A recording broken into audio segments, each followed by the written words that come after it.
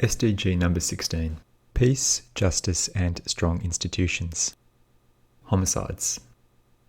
The 2030 aim is for the homicide rate to be below 0.3 per 100,000 population, excluding deaths in the context of armed conflict. In summary, don't commit homicide. Unsentenced detainees. This measure considers those in the prison population in remand, awaiting trial on criminal charges about whether the legal system will acquit or convict them. Being in remand, rather than a punishment from a conviction, it instead is a means to ensure the presence of the person charged at their eventual trial. Yet in some countries, authorities can take liberties with how long they hold a detainee in detention, contrary to Article 9 of the Universal Declaration of Human Rights, which states, "No one shall be subjected to arbitrary arrest, detention or exile." Unsentenced detainees include those detained or arrested with little evidence. This can also ignore due process, whereby the state must observe the legal rights of a citizen while charging and prosecuting a citizen. Often this entails the issuing of a warrant by a judge or magistrate, giving officers of the law the authority to carry out orders which otherwise may subvert the rights of the person to be under arrest, with criminal charges placed by a law enforcement agency of a government, is different from a conviction. An arrest or detention may be necessary by the police upon passing a threshold of evidence by prosecutors to pursue its potential, otherwise the legal system exonerates the accused. Indefinite detention is contrary to international law, human rights agreements, and even the laws of war. The 2030 aim for this indicator is for those unsentenced among a prison population to be 7% or less. A reason for such a large part of prison populations held in remand could be very well due to backlogs in the courts, in which instance quitting one's job would be counterproductive. Is leaving detainees unsentenced intentional, or is there a genuine bottleneck in the flow of prosecutions due to lack of resources? If you sense the latter is closer to the truth, then you could consider retraining. You might parlay your experience from the prison side of the justice system to the judicial side, allowing prosecutions and sentencing to flow at a greater pace. Each country scoring red in the 2022 index is a developing country, where the state may be short of the resources to subsidise job retraining, making these suggestions more challenging. If you believe you are perpetuating the high rate of detainees unsentenced in your country, I encourage you to excuse yourself from your present field of work. In summary, for readers in countries off track, for employees of prisons or the court system, seek retraining to help clear the sentencing of detainees. For citizens, contact your government to voice your support for the reduction of unsentenced detainees to 7% or less. Population who feel safe walking alone at night in the city or area where they live. This indicator is based upon a poll asking survey respondents, do you feel safe walking alone at night in the city or area where you live? The 2030 aim is for those responding yes to be 90%, with a red score resulting from less than 50% of a population answering yes. For readers from countries with major challenges for this indicator, we're considering what you can do to assist others to feel safe walking alone at night. The first task for readers from countries off track for this measure is to cultivate pro-social behaviours. Women will feel more unsafe at night than men. Males ought to be mindful when in proximity to women walking alone at night. It's a tricky balancing act whereby creating distance and being proactive about the situation can sometimes seem a bit erratic, though it's a good policy nevertheless. Refrain from any chat, even under the guise of seeming more familiar. Maintain your behaviours and appearances highest in mind when walking at night, if you sense these may have an unwanted effect on others, which you have a civic duty to consider. You can acknowledge that to live alongside others in a peaceful community, it's necessary to cultivate a sense of safety for others. All it takes is one person, affected by drugs or alcohol, or suffering mental illness, for which again society has a responsibility for their care. We need to resource law enforcement, as well as ensure it's competent and free of corruption, which the limited resources of poorer countries could hamper. The main thing you can do is to ensure you're one less person posing a potential threat to others, instead radiating pro-social behaviour, fostering an aura of safety to others. In summary, ensure you adopt pro-social behaviours when walking at night. Property rights. The data for this indicator is from a survey composed of questions to the respondents on property rights, including intellectual property. A score of 1 is the worst possible answer, and 7 the best. Article 17 of the Universal Declaration of Human Rights stipulates 1. Everyone has the right to own property alone as well as in association with others, and 2. No one shall be arbitrarily deprived of his property. The government has the task of upholding property rights via the courts as well as law enforcement. As such, there is little use attempting to assign individual responsibility for a task belonging to governments. What if you live in a country with major challenges ahead to reach the 2030 aim of scoring 6.3 in this indicator's property rights survey? Take the time to find out what the property rights are in your country, which may be less than straightforward depending on your access to the internet or knowing where to find such information. If you can find out which government department deals with land registrations, this would be a good start. But it's possible that accessing the necessary information will be difficult for you, either in dealing with the government to proffer the desired information or requiring a trip to visit a government ministry in the city. In your attempt to uphold your property rights, if the government response turns menacing, please exercise caution. In summary, for readers in countries off track, contact your government to express your desire for the strengthening of property rights. Birth registrations with civil authority. This measure aims for 100% of children under 5 years old to have their births registered with a national civil authority. Most governments have systems in place for civil registration for certificates of birth, marriage, and death, ensuring recognition of official citizenship and residency. With this comes the rights and access to social services. The correlation with least developed countries and lack of birth registration may reflect the capacity of some countries' governments to record births. Remote access to such civil authorities for residents in rural areas may further hinder registration of births. The correlation between low-income countries and lack of birth registration reflects capacity. What a government is unable to provide to citizens living in remote, rural conditions is outside our focus, though aid given from high-income countries will help to integrate citizens of low-income countries. If you're a reader from a country scoring red, with an unregistered child under 5, and have reasonable means to access the civil authorities, register the birth of your child to ensure the benefits of the child's full citizenship. In summary, for readers in countries off track, register your child with a civil authority at birth. Corruption Perceptions Index. This is a measure of the perception of dishonesty or criminality in the public sector. Denmark, Finland, and New Zealand share top billing in the 2021 Corruption Perceptions Index for their perception as the least corrupt. Each scored 88, equal to the 2030 aim of the indicator. By contrast, of the countries surveyed, South Sudan comes last with a score of 11.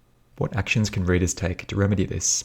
Readers from OECD countries scoring green should resist taking advantage of public sector corruption in developing countries. Rich countries enjoying the absence of honesty and justice in other countries would be a spillover effect. But for readers of countries scoring red, the responsibility lies in those working in the public sector who may be endemic to the problem.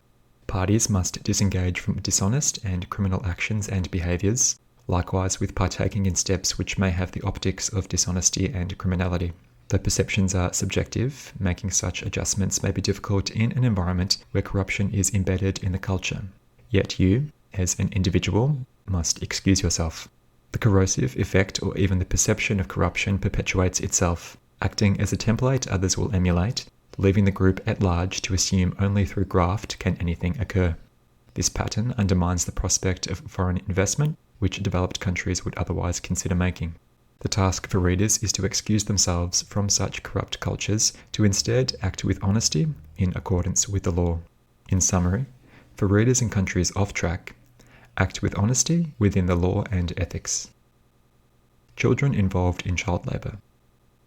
The definition of child labour for this indicator equates to, within the surveyed reference week, for children aged 5 to 11, an hour or more of economic activity or 28 hours or more of unpaid household chores, and for children 12 to 14, either 14 hours or more of economic activity or 28 hours or more of household chores.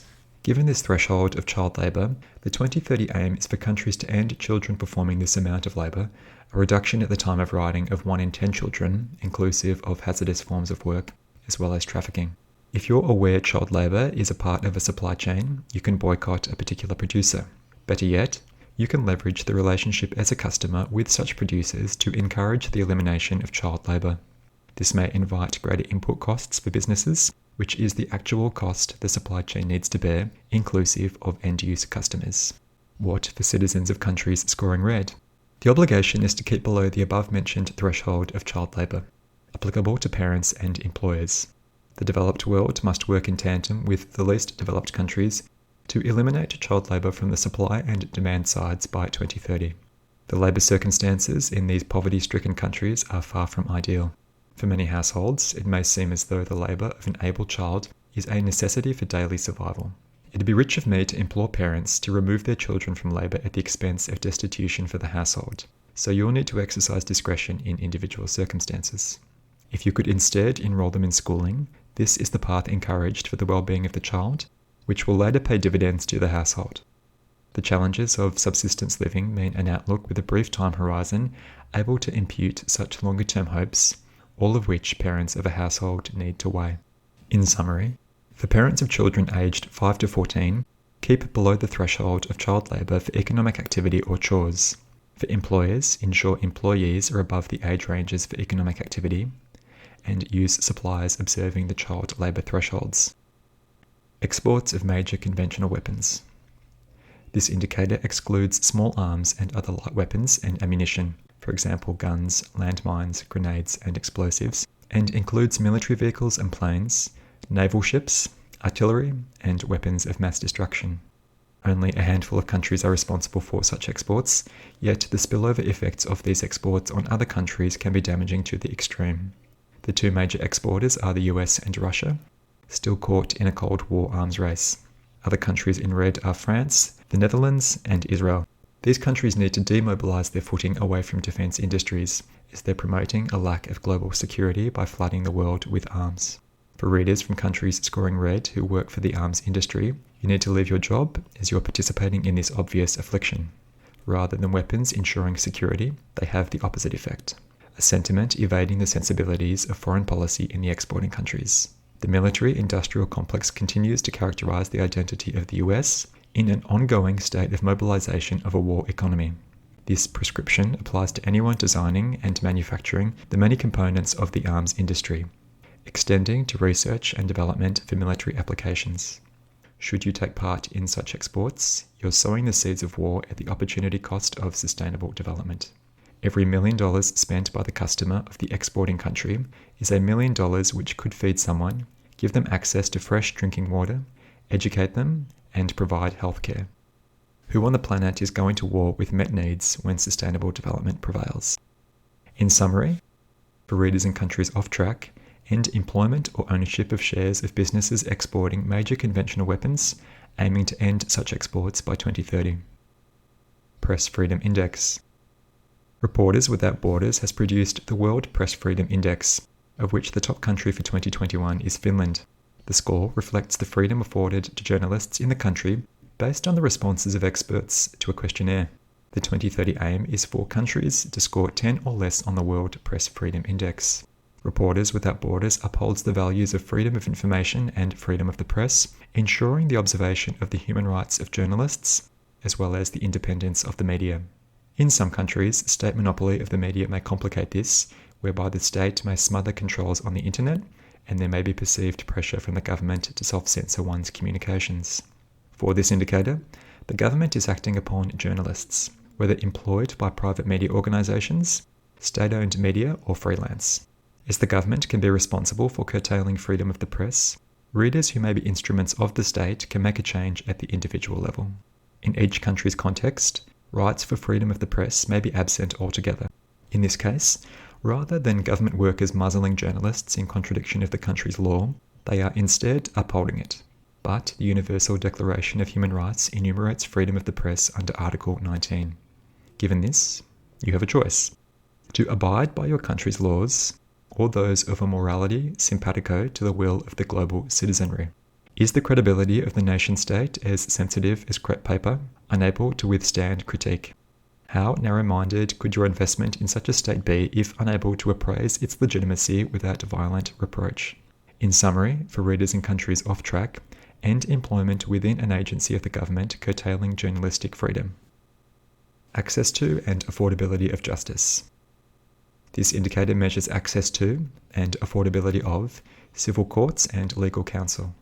This includes awareness of legal avenues which one could take, ensuring the lowering of barriers from cost, and the intricacies of legal procedure, allowing for accessibility for citizens, inclusive of hindrances due to linguistic and physical barriers.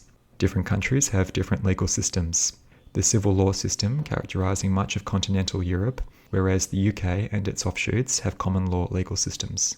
Whatever the legal system, the average citizen is subject to a body of law they may be unfamiliar with. They may be less than well versed in the country's constitution or unfamiliar with the country's judicial precedents, legislation, and regulations. The same may go for those living under a religious law. Countries have subdivisions, for example states or provinces, which have their own laws, adding to this the body of international treaties between countries. How do we serve justice? It's fair all parties have equal ease of access to what is lawful. We should assist citizens to be aware of their lawful rights, with special application for the disadvantaged, whether on the grounds of physical and mental disability or relative poverty. For poorer countries, we need to ensure we keep the populace apprised of their legal rights. If the country is unable to feed its people and keep them healthy, legal aid seems a distant possibility. Yet, with greater economic means, there will be greater means of lowering the barriers to justice. For American readers, as the only developed country to score red for this indicator, you should donate to, or support in some form, access to legal aid within your country. Change will be intransigent, but justice is both sides beginning on an equal footing. Insider trading is a crime occurring when one party has information unavailable to the other, thus cheating the stock market. In effect, the same is true when someone who is disadvantaged appears before the court without the means of information to make their case. Elsewhere, the only hope may be for aid dollars to provide the recourse necessary to ensure justice operates in such lagging countries. In summary, for OECD country readers, affirm your annual commitment to give 0.7% of your gross income as aid. And for readers in OECD countries off track, donate to a legal aid charity operating in your country. Persons held in prisons. This indicator has a long-term aim of less than 25 persons per 100,000 population held in prison. The United States has scored red alongside Turkey. This is an indicator reflecting a state's criminal justice system, mirroring attitudes toward political freedoms and punishment. Different countries have different standards of guilt, due process, and sentencing guidelines. These factors are within the control of a reader to influence in the form of advocacy for judicial or prison reform in your respective countries or states. What to do if you're American or Turkish for this indicator? Take whatever steps you deem prudent to prevent finding yourself deprived of your liberty. The rest of the world sees how taking such steps to mitigate such an outcome may be insufficient for many Americans, due to overrepresentation of certain races in the country's prisons. I'm unsure what Turkey's compulsion is with prisons either. It's unfair to all other countries and indicators to focus on the challenges of one or two countries among 193 on one indicator. Yet it has more pertinence in the face of the US representing 4% of the global population, yet a fifth of all inmates worldwide, on par with the population of Houston, the fourth largest US city by population. American readers should focus on decriminalization and reducing incarceration. Alternatives to imprisonment include the theories of restorative justice and transformative justice, compared to the retributive justice observed most across the US. The issue goes to the beating heart of the US as an idea of itself as a republic, its roots existing well before the republic's founding. Why has the US allowed its society to fester to the point where trust has broken down enough to commit so many crimes? Why have lawmakers designed laws affecting the poor and non-white? This latter point, if anything, is the important aspect, without which the US will be unable to redress the effects. In summary, for readers in countries off track, contact your government representative, highlighting your desire as a citizen to reduce incarceration rates or seek alternatives to imprisonment.